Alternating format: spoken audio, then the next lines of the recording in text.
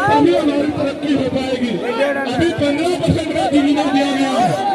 वो कलेक्टर इसको भरा जाए। जब वो पेट्रोल भरा जाएगा उससे पहले प्रमोशन करना पड़ेगा। SC/ST OBC के कर्मचारी प्रमोट होंगे। पुराना बकरा में नई नुस्खे आएंगी। लाखों नौजवानों को रोजगार पैदा होगा, रोजगार मिलेगा मध्य प्रदेश में।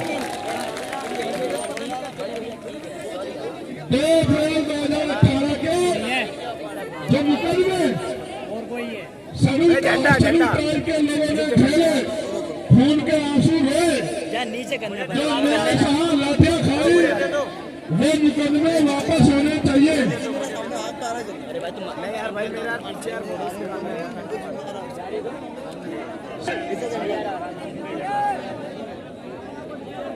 न्यूनतम समर्थन मूल्य MSP की गारंटी दी जानी चाहिए।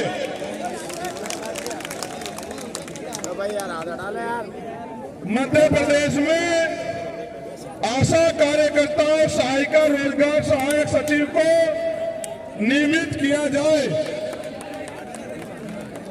आरक्षण को संविधान की 9वीं अनुसूची में रखा जाए। अरे बारात में होता है। अरे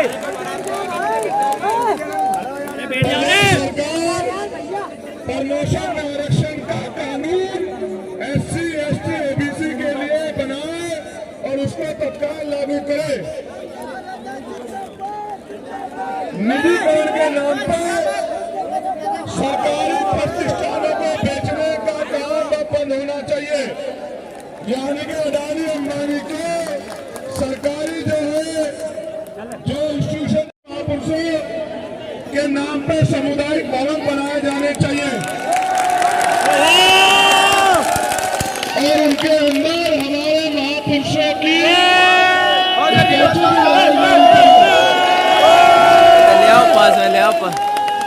संविधान की प्रस्तावना से सेकुलर सोशलिस्ट से भगाने का जो षड्यंत्र किया जा रहा है उसको रोकना चाहिए। कोरोना काल में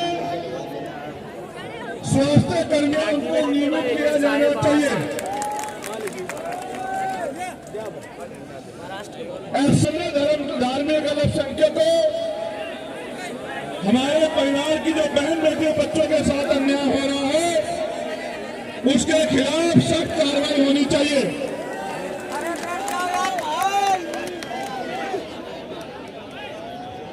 निजीकरण के सहारे आरक्षण को समाप्त करने का जो खेल चल रहा है ये खत्म किया जाना चाहिए।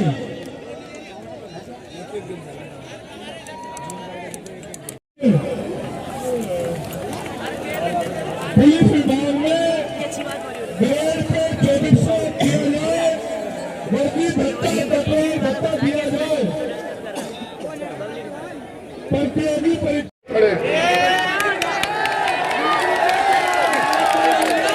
ये तुम्हारा और मेरा समय दोनों खराब करवा रहे हैं। बहुत अच्छे 15-20 मिनट हिम्मत है, गर्मी तो नहीं लग रही है? तुम्हारे खून का उबाल ठंडा तो नहीं हो गया? आधा घंटा बैठ जाओगे ना? 5 घंटे और बैठ जाएंगे वे तो। धन्यवाद। जय भीम, जय भारत, जय मंडल, जय जोहार, जय संविधान। देखो, मुझे मीडिया के साथियों ने कहा कि हमें इतनी उम्मीद नहीं थी कि इतने लोग आएंगे।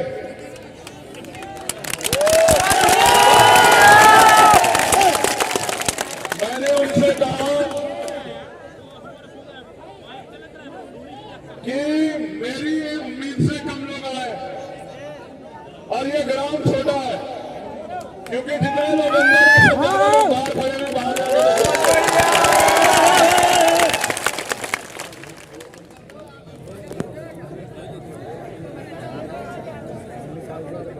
यहाँ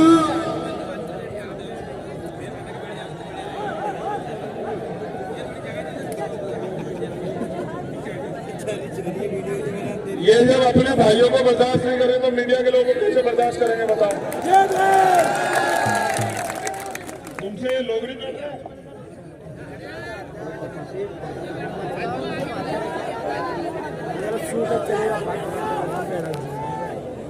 दो मकान से ताली वाली मत बजाओ, सुनो सिर्फ कि कितने बड़े षड्यंत्र होते हैं। हमारे नेतागण भी सुने, माला लेके खड़े थे स्वागत में। मैंने सोचा हमारे लोग होंगे, मैंने कहा धन्यवाद। तो मुझसे कहने लगे गाड़ी आ रही है जरा इधर लॉज में, तब तक आप बैठ जाओ। मैंने भरोसा किया, क्योंकि हमारे बहुजन समाज के लोग सब पे भरोसा करते हैं।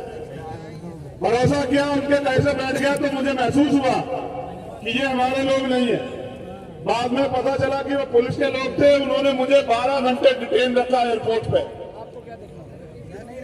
मैंने उसी दिन ये तय कर लिया था कि जब अब की बार मैं भोपाल आऊंगा तो अपने साथ अपने इतने भाइयों को लेके आऊंगा कि सरकार की हिम्मत नहीं करेगी। 1 साल के बाद वो दिन आया है। मैं आपको सामाजिक न्याय यात्रा की बधाई देता हूं। मैं आपके प्यार की, आपके विश्वास की, आपके संघर्ष की दिल से इज्जत करता हूं। लेकिन अगर मेरा दर्द आप नहीं सुनोगे और उस पर अमल नहीं करोगे तो मेरे जैसे 1 लाख चंद्रशेखर पैदा होकर काम करें, आपकी जिंदगी नहीं बदलेगी। ताली बजाना छोड़ दो।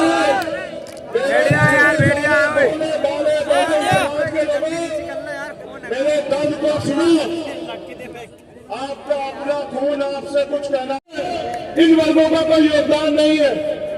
हमारे योगदान को नकारते इतिहास सुनो। आजादी की लड़ाई 1857 जो 10 मई को शुरू हुई मेरठ से, उसके नायक कौन थे? माता दीन वाल्मीकि और कोतवाल धन सिंह गुर्जर, जिन्होंने अपने प्राणों का बलिदान देकर उस आजादी की लड़ाई की शुरुआत की। 1804 उदया चमार चोरा चोरी का जो कांड हुआ, उसका इतिहास पढ़ो। जिनको सबसे पहले फांसी हुई भारत में, अगर पढ़ना है तो तिलकाराम मांझी पढ़ो, पढ़ना है तो उदय फांसी पढ़ो, पढ़ना है तो टीपू सुल्तान पढ़ो, और अगर पढ़ना है तो चमार रेजिमेंट पढ़ो अगर तुम्हें इतिहास पढ़ना है।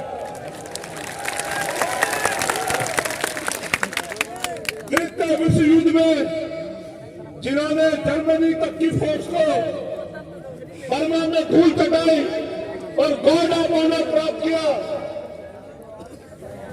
जब अंग्रेजों ने जातिगत रेजिमेंट बनाई तो चमार रेजिमेंट ने गॉड ऑफ ऑनर प्राप्त किया और जर्मनी की सेना को जवाब दिया। भग्गी बर्बादी उन लोगों को। फिर वो वापस जीत के आए। जब आए तो सुभाष चंद्र बोस जी के नेतृत्व में आजादी फुल खड़ी हो चुकी थी। अंग्रेजों ने कहा हमारे समर्पण को जानना चाहते हो? अंग्रेजों ने कहा कि चमार रेजिमेंट को लड़ना पड़ेगा आजाद हिंद फौज के खिलाफ। तो हमारी रेजिमेंट के लोगों ने कहा कि आजाद हिंद फौज के लोग देश के लिए लड़ रहे हैं, हम लोग उसके खिलाफ नहीं लड़ेंगे किसी भी कीमत पे। कीमत चुकानी पड़ी। उन्होंने कहा तुम्हारी रेजिमेंट खत्म कर देंगे। रेजिमेंट खत्म करवा ली, अपनी नौकरियां खत्म करवा ली, लेकिन अंग्रेजों के कहे से वो अपने देश के लिए लड़ने वाले आजाद हिंद फौज के खिलाफ नहीं लड़े। ये हमारा इतिहास है। ये लोग रोज बात करते हैं कि भीम आर्मी को बॉर्डर पर जाना चाहिए। मैं तो कह रहा हूं बनाओ रेजिमेंट, पुनः बनाओ जाति के रेजिमेंट। या तो जाति की रेजिमेंट खत्म करो सारी, या फिर बनाओ और देखो जो है बहुजन होगा। बनाओ पूजा रेजिमेंट, बनाओ यादव रेजिमेंट, बनाओ मोदी रेजिमेंट, बनाओ चमार रेजिमेंट, बनाओ कृष्णा रेजिमेंट। और देखो हमारा जोर कि हम शहीद आजम सरदार भगत सिंह और उधम सिंह की तरह अपने खून अपने देश की मिट्टी के लिए अगर कुर्बान न कर दे तब कहना।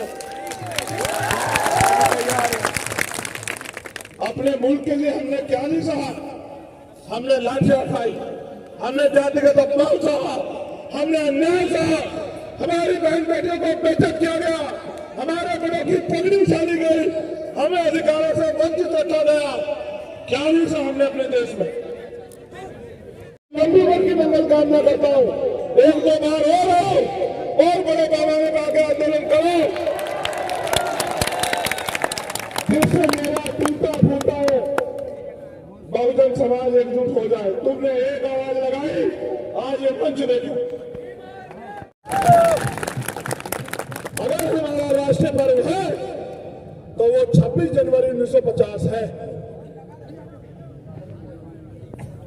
दूसरी आजादी मिली, लेकिन आजादी अभी साथियों अधूरी है। मेरी बात पे गौर करो कि जब देश आजाद हुआ, अमीर अमीर रह गया, गरीब गरीब रह गया। आजादी से पहले गैर बराबरी पर आधारित व्यवस्था थी। उस व्यवस्था में अति पिछड़ों, जिनको आज के अति पिछड़े कहते हैं, जिसको आज के अनुसूचित जाति जनजाति कहते हैं, उन लोगों को राष्ट्रपिता ज्योतिबा फूले की किताब गुलामगिरी में शूद्र कहा गया, अतिशूद्र कहा गया। उनको पढ़ने तक के अधिकार नहीं थे। वो आजादी जो मिली, उसका फल तब मिलेगा इस समाज को जब ये समाज राजनीतिक हैसियत बना के और भारतीय संविधान को पूर्ण रूप से लागू इस देश में कराएगा। जिस दिन भारतीय संविधान पूर्ण रूप से लागू होगा, उसी दिन असली आजादी हम लोगों को मिलेगी। और याद करो बाबा साहब अम्बेडकर की वो बात जो उन्होंने मुझसे, आपसे, हम सब लोगों से कही कि बड़ी मुश्किल से तमाम तरह के अन्याय, आरोप, अपमान और आपके मेरे जैसे 4-4 बच्चों की कुर्बानी देके बाबा साहब अम्बेडकर उस कारवां को यहां तक लेके आ पाए थे। उन्होंने अपील की मुझसे और आपसे कि इस कारवां को पीछे मत जाने देना मेरे बच्चों। मैंने बहुत अपमान सहा है, आज कारवां पीछे जा रहा है। समाज की निगाह है आप योद्धाओं पे जो इस मंच पे बैठे और जो वहां बैठे हैं। मैं जितना सम्मान इनका करता हूं, इतना आपका भी करता हूं, उसका भी करता हूं जो वहां दीवार पे खड़ा है, जो वहां गाड़ी पे बैठा है, मैं उसका भी इतना सम्मान करता हूं। वो बात बाबा साहब ने उन लोगों से, सब लोगों से कही जिनके ऊपर उम्मीद थी। आज नौजवान साथियों के साथ पिछला मुकाबला मुख्यमंत्री जी से था। इस बार आपके सम्मान में कह रहा हूं, एक व्यवस्था नहीं की आपने। अपने रिश्तेदारों के लिए 3000 के फोर्स लगा कर व्यवस्था कराते हो।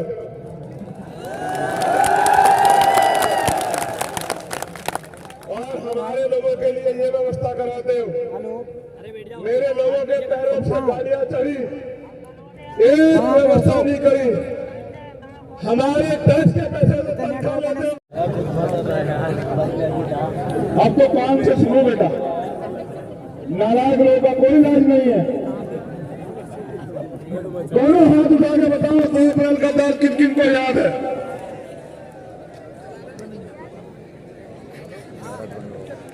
खून के आंसू हुआ सरकार ने, खून के आंसू, हजारों लोगों ने जेल काटी, इतने परिवारों ने शहादतें सही, कितने साथियों के बदन पे लाठियों ने खाल उधेड़ ली। हमारा खून बहा मध्य प्रदेश में 2 अप्रैल के आंदोलन में। सरकार के लोगों ने हमारा तमाशा बनाया, हमारा मजाक उड़ाया। हमारे खून पे ऐसे सरकार के लोग, यही सरकार थी भारतीय जनता पार्टी की। इनसे बचने के लिए आपने कांग्रेस की सरकार बनाई। उन्होंने भी हमारे लिए कुछ नहीं किया। वो तो अपनी सरकार भी नहीं बचा पाए, अकेले वो सरकार का मुकाबला नहीं भी कर सकते।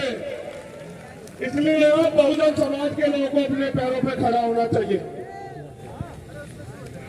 हम ही ऐसे लोग हैं जो इनका सामना कर सकते हैं। ये दम अब यहाँ की कांग्रेस पार्टी में नहीं रहा। अब अगर इस निकम्मी सरकार को कोई उखाड़ कर फेंक सकता है जान दे भाई, ऐसे कि नहीं चाहिए तो वो यहाँ उपस्थित मेरा बहुजन समाज है, वही उखाड़ कर फेंक सकता है। हमारे हक छीने जा रहे हैं, हमारे प्रदेश में हमारे हक छीने जा रहे हैं। हाँ भाई, क्योंकि हम लोग एकजुट नहीं है। अगर हमें हक बचाने हैं या हम देने वाला बनना है तो हमें एकजुटता करनी पड़ेगी। क्या आप एकजुटता के लिए तैयार हो? जो सवाल पूछ रहा हूं उसका जवाब मन से दोगे? अगर पिछड़े वर्ग के भाइयों के अधिकारों पे आ जाओगी तो खून तक देने के लिए तैयार रहोगे? तैयार हूँ। दोनों हाथ उठा के बताओ। अगर मेरे आदिवासी भाइयों पे न्याय होगा तो संघर्ष करने के लिए, खून देने के लिए तैयार हो क्या? बताओ। और जो यहाँ मेरा आदिवासी और पिछड़े वर्ग का परिवार है, अल्पसंख्यक वर्ग का, मैं अल्पसंख्यक वर्ग के लिए भी पूछना चाहता हूँ, उनके साथ अन्याय होगा तो उनकी लड़ाई लड़ने के लिए तैयार हो या नहीं हो? बताओ। अब मैं इनसे पूछना चाहता हूँ, क्या आप इन दलित समाज के स्वाभिमानी लोगों के हक अधिकार की लड़ाई को उनके साथ मिलकर लड़ने के लिए तैयार हो या नहीं हो? बताओ। अगर ये एकता बन जाएगी, भाईचारा बन जाएगा तो हमारे लोग आगे। कुर्सी तो बहुत छोटी बात है, हमें दुश्मन की साजिश को कामयाब नहीं होने देना, अपनी एकता बना के रखनी है। आज हम यहाँ क्यों इकट्ठा हुए बताओ? मांग पत्र देने के लिए। जो मांग पत्र मैंने पढ़ा, तुम चाहते हो उसकी मांग पूरी हो? दोनों हाथ उठा के बताओ पूरी हो? वो जो वहां खड़े हैं वो बताओ पूरी हो या नहीं हो? बता दे वो है। ये मांग पत्र तुम्हें क्यों देना पड़ रहा है? क्योंकि तुम्हारा राज यहाँ नहीं है। ये मांग पत्र सरकार को हम लोग 1 महीने का समय देते हैं अध्यक्ष जी। वीडियो बना रहा है, कब बना रहा है। अगर 1 महीने के अंदर हमारी मांगे पूरी नहीं हुई हमारा नाम क्या दिक्कत है? हाथ नीचे करो। नहीं है तो हम इससे भी बड़े जन सैलाब के साथ फिर भोपाल आएंगे। लेकिन मुझे आपसे कुछ और कहना है, मुझे आपसे कुछ और कहना है। पैदा होने में, इस धरती पे आने में 9 महीने लगते हैं। इस 9 महीने का समय तुम लोग मुझे मेरे साथ संघर्ष करने के लिए दे दो। पहली बात, तुम्हारी जो भी मांग है उस मांग का मांग पत्र बना के मुझे दे दो। और एक स्वस्थ बच्चे को पैदा होने में जितना समय लगता है, मैं 10-20 साल तुमसे नहीं मांग रहा हूं बहुजन समाज के लोगों, उस 9 महीने का समय मुझे दे दो। मैं आपसे वादा करता हूं, आपकी सारी मांगों को 1 दिन के अंदर पूरा करके हम लोग दिखाएंगे। मेरे बैठे 100 से ज्यादा लोग अगर विधानसभा में ना पहुंचे तो मुझे कहना, मेरा वादा है आप लोगों से। अगर आप 9 महीने मात्र संघर्ष करने के लिए तैयार हो जाओ, 9 महीने का समय देके संघर्ष करने के लिए कितने लोग तैयार है? जरा बताओ। चलो हाथ नीचे करो। आपको नेमावर का न्याय और मेरी बहन भारती खून के आंसू रोती रही। हमने मान परिवार को नेमावर के न्याय ने पूरे समाज को मजबूर किया। याद करो, उन माओ को याद करो जिन्होंने इन्होंने अपने बच्चों को, अपने बेटों को खो दिया। क्या बात करते हो? इनसे उम्मीद करते हुए तुम्हें न्याय देंगे? इन्होंने इतिहास लिखा तो भी हमें अपमानित किया। अगर अपने इतिहास को बचाना चाहते हो, अपने वर्तमान को स्वाभिमान सम्मान से जीना चाहते हो, तो अपनी ताकत बनाओ। गुलाम नेताओं को छोड़ के आओ मेरे लोगों, मेरा 9 महीने के लिए साथ दो और देखो जलवे मध्य प्रदेश में।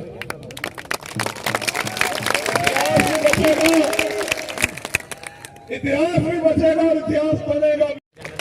1997 में माननीय काशीराम साहब भी यहाँ आए थे। मैंने उनसे कहा इससे पहले आप लोग इकट्ठा भी नहीं हुए, आज आप इकट्ठा हो गए हो तो देखो।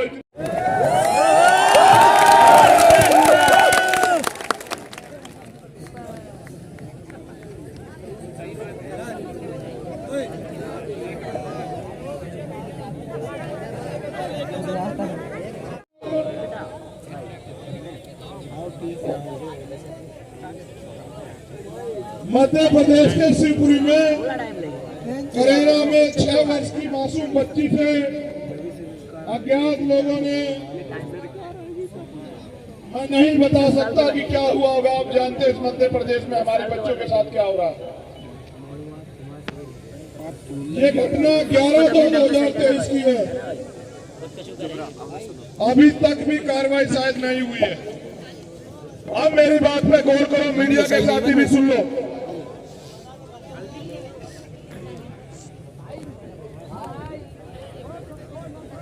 मैं जो बात आपसे कह रहा हूं, अगर ये भारतीय जनता पार्टी और कांग्रेस कर दे तो मीडिया के लोग इससे सवाल पूछना। जो समाज सरकार बना सकता है वो अपने लोगों की सरकार क्यों नहीं बना सकता है? इस मध्य प्रदेश में अनुसूचित जाति जनजाति का मुख्यमंत्री क्यों नहीं बन सकता? आप बताओ मुझे। मेरा वादा है कि हम लोग भाईचारा बना के पॉलिसी बनाएंगे। सुन लो, आज मीडिया के लोग जानना चाहते थे ना, जब मान्यवर काशीराम साहब कह के गए उनका वादा अधूरा है। अगर मेरे आदिवासी समाज के लोग तैयार हो जाए तो पहला आदिवासी मुख्यमंत्री हम लोग बनाने का काम करेंगे। और जाओ बीजेपी कांग्रेस के लोगों को कहो कि वो बना के दिखा दें। वो बनाएंगे तो राज्यपाल या राष्ट्रपति जिनके हाथ में कोई पावर नहीं है, सिर्फ दिखावा करेंगे। बहुत नेता तैयार हो गए मेरे आदिवासी परिवार में। तुम लोग मोर्चा, मेरा वादा है कि पहला आदिवासी मुख्यमंत्री मध्य प्रदेश में हम लोग बना के दिखाएंगे इसी बार।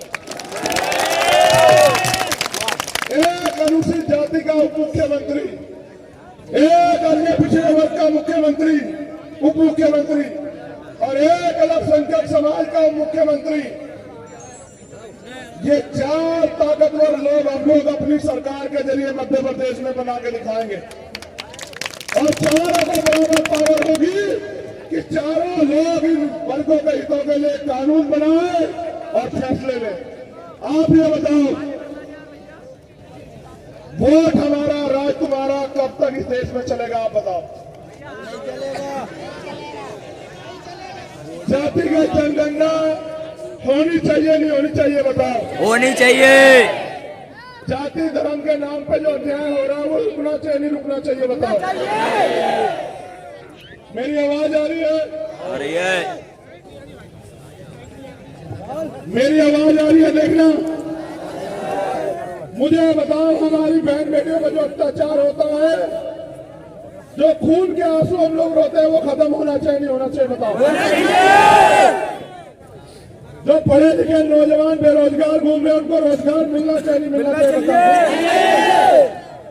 ये कांग्रेस के लोग बीजेपी को कोसते रहते हैं, बीजेपी के लोग कांग्रेस के लोग को कोसते रहते हैं। इन बहुजन समाज को अधिकार मिलना चाहिए नहीं मिलना चाहिए? बताओ।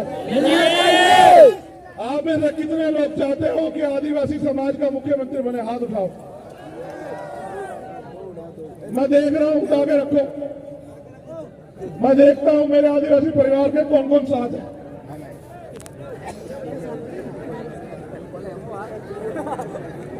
बैठे, हाथ नीचे कर लो। तो जैसा मैंने आपसे कहा कि सपने उन्हीं के पूरे होते हैं जिनके सपनों में जान होती है, और पंखों से कुछ नहीं होता दोस्तों, हौसले से जान होती है। 1 महीने का समय हम लोग सरकार को देंगे कि सरकार हमारी मांगों को माने। अगर सरकार ने हमारी मांगों को नहीं माना तो 1 महीने के बाद हम लोग रणनीति बना के बहुजन समाज में भाईचारे के सम्मेलन चलाएंगे और बहुजन समाज के लोगों को अपने पैरों पे खड़ा होने के लिए तैयार करेंगे। मेरे जाने के बाद ये हम अघोर करोगे, हमारी एकता को तोड़ने के लिए झगड़े कराओगे। वादा करो मुझसे कि अपने लोगों से नहीं लड़ोगे आप लोग। अगर लड़ोगे तो दुश्मन की नीतियों के खिलाफ लड़ोगे, एक दूसरे की ताकत बनकर लड़ोगे, एक दूसरे के खिलाफ नहीं लड़ोगे। बताओ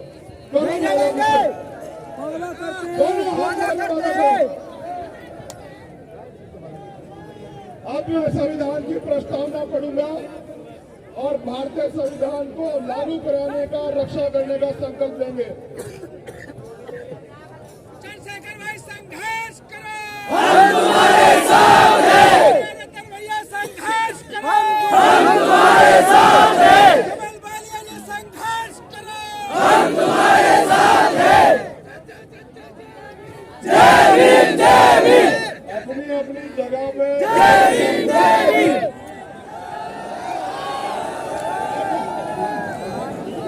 ठीक है, मेहनत से नहीं।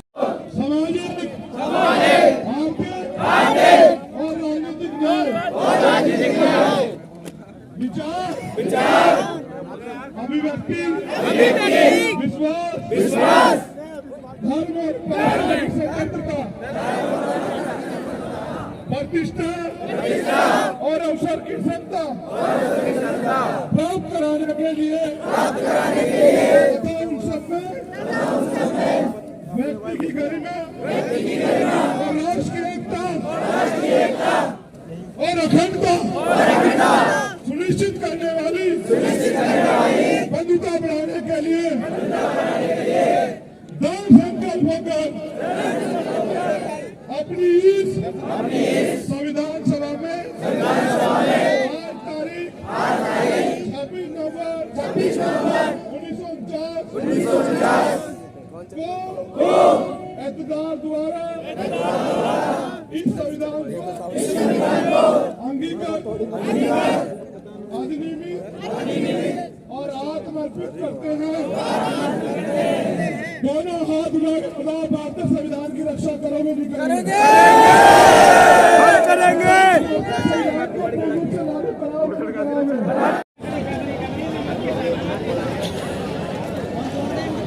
पब्लिक तो अटूट है यार, नहीं खींच पा रहा हूँ यार, वही तो कह रहा, पब्लिक तो अटूट है। फोटो नहीं खींच पा रहा हूँ।